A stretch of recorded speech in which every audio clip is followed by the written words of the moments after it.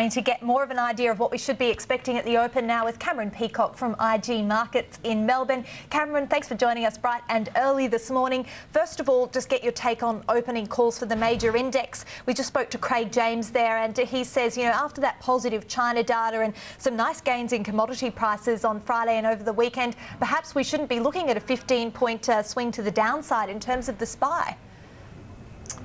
Yeah, good morning, Kate. Look, we are expecting a slightly flat to weaker open for our market. We're actually calling the market down about 5 points, or 0.1% around that 45.57 level. Last week, of course, was a huge event risk week. We had, we didn't get the RBA interest rate cut that a lot of people have been hoping for. We obviously had the US presidential elections where Obama was re-elected, and I think that obviously precipitated a big sell-off in global markets on the back of this fiscal cliff concern, and that we've got this status quo situation, and we're going to be in a deadlock or a gridlock situation right through to the end of the year. So I think a lot of people were speculating as soon as the election was over that attention would turn to this fiscal cliff issue, which it has.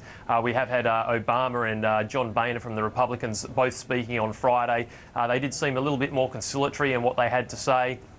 Obama did come out and stipulate that he would veto anything that wasn't a balanced approach, so really throwing the gauntlet at the Republicans, saying that we're not going to take this approach of just spending cuts. There does have to be some tax increases, but a lot of the debate over the weekend was certainly centred on not so much tax rate increases, but increasing tax revenues, and they can do that by closing loopholes and closing or eliminating some of these deductions. So I think that debate's going to play out obviously over the course of the next 6 to 7 weeks heading into year end, but certainly for mine, that's the dominant global issue that's really going to affect markets. So, as you said, we did see some slightly better than expected Chinese data out on Friday. We had the export numbers a little bit stronger than expected on Saturday, so that all bodes well for our market, but it's still calling for a slightly softer open. Iron ore prices, I noted this morning, had edged up about another 70 cents on Friday, now trading north of $122 a tonne. We did see base metals a little bit weaker though, and we do have BHP's ADR this morning suggesting the local stock will open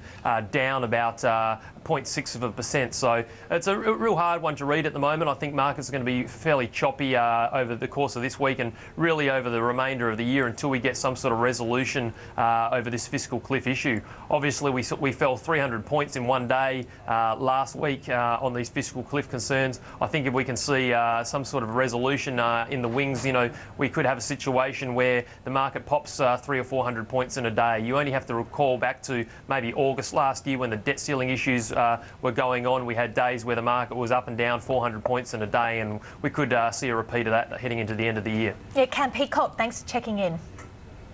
Thanks, Kate. Cam joining us from IG there.